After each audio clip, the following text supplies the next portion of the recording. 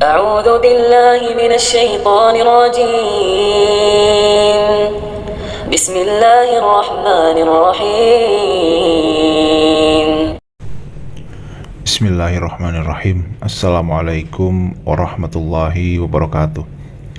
Alhamdulillahirabbil alamin, wassalatu wassalamu ala asyrafil anbiya'i wal mursalin wa ala alihi wa sahbihi ajma'in, amma ba'd.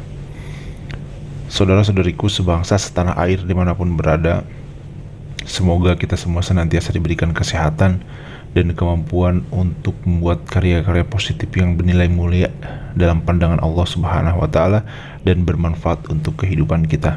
Amin ya rabbal alamin. Para sahabat rahimakumullah, di dalam Islam, malaikat adalah makhluk Allah Subhanahu wa taala yang mulia. Malaikat diciptakan oleh Allah dari cahaya, dan malaikat adalah salah satu makhluk Allah yang tidak pernah membangkang atas perintah Allah. Mereka adalah makhluk yang selalu patuh terhadap titah Allah Subhanahu wa taala. Malaikat-malaikat ini diciptakan bertujuan untuk melakukan tugas-tugas tertentu.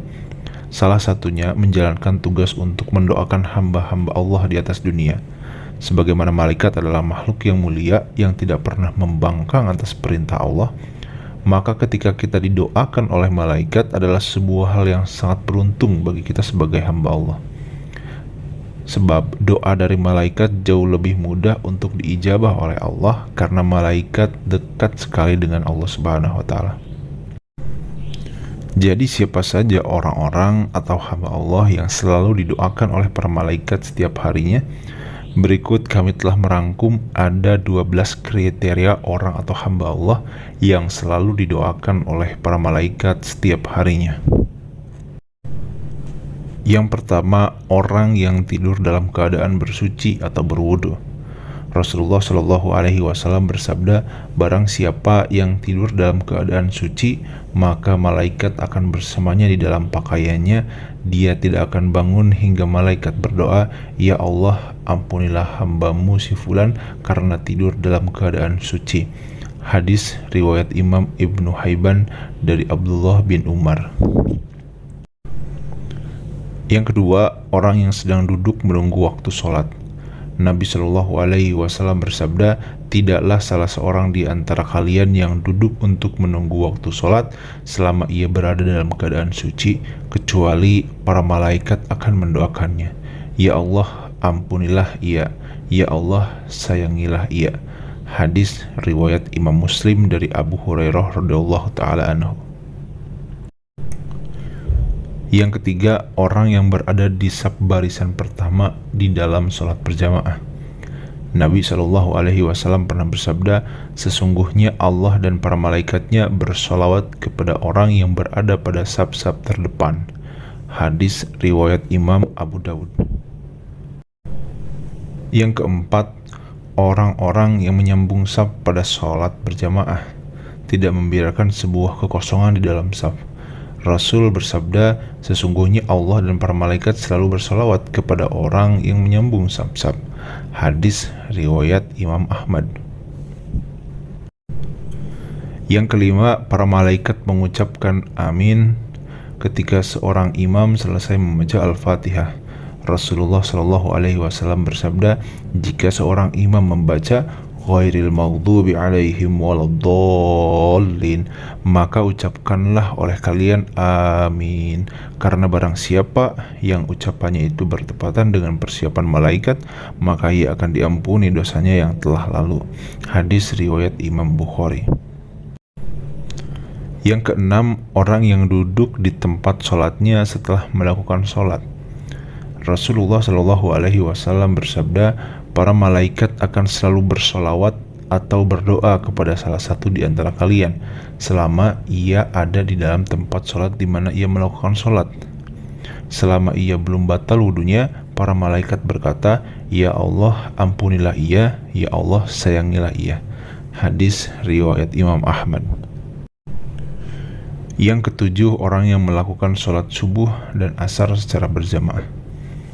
Yang kedelapan, orang yang mendoakan saudaranya tanpa sepengetahuan orang yang didoakan. Nabi bersabda, doa seorang muslim untuk saudaranya yang dilakukan tanpa sepengetahuan orang yang didoakan adalah doa yang akan dikabulkan. Pada kepalanya ada seorang malaikat yang menjadi wakil baginya. Setiap kali ia berdoa untuk saudaranya dengan sebuah kebaikan, maka malaikat tersebut berkata amin, dan engkau pun mendapatkan apa yang ia dapatkan. Hadis riwayat Imam Muslim. Yang kesembilan, orang-orang yang berinfak. Nabi bersabda, tidak satu hari pun di mana pagi harinya seorang hamba ada padanya kecuali dua malaikat turun kepadanya. Salah satu di antaranya keduanya berkata, ya Allah, berikanlah ganti bagi orang yang berinfak. Dan yang lainnya berkata, ya Allah, hancurkanlah harta orang yang pelit. Hadis riwayat Imam Bukhari. Yang ke-10, orang yang sedang makan sahur. Rasul bersabda, sesungguhnya Allah dan para malaikat berdoa kepada orang yang sedang makan sahur. Insya Allah termasuk di saat sahur untuk puasa sunnah. Hadis riwayat Imam Ibnu Hibban. Yang ke-11, orang yang sedang menjenguk orang sakit. Nabi bersabda, tidaklah seorang mukmin menjenguk saudaranya kecuali Allah mengutus 70.000 malaikat untuknya yang akan bersolawat berdoa kepadanya di waktu siang hingga sore dan di waktu malam hingga subuh. Hadis riwayat Imam Ahmad. Kemudian yang ke-12, orang yang sedang mengerjakan kebaikan kepada orang lain. Rasul bersabda, keutamaan seorang alim atas seorang ahli ibadah bagaikan keutamaanku atas seorang yang paling rendah di antara kalian. Sesungguhnya penghuni langit dan bumi, bahkan semut yang di dalam lubangnya, dan bahkan ikan semuanya bersalawat kepada orang yang mengajarkan kebaikan kepada orang lain. Hadis riwayat Imam At-Tirmizi. Para sahabat yang dirahmati Allah, itulah 12 jenis atau kriteria seorang hamba yang selalu didoakan oleh para malaikat Allah setiap harinya. Mudah-mudahan kita semua termasuk ke dalam 12 golongan ini, dan semoga kita diberikan keselamatan oleh Allah Subhanahu wa taala baik di dunia maupun di akhirat. Amin ya rabbal alamin. Semoga berkah dan bermanfaat bagi kita semua. Wassalamualaikum warahmatullahi wabarakatuh.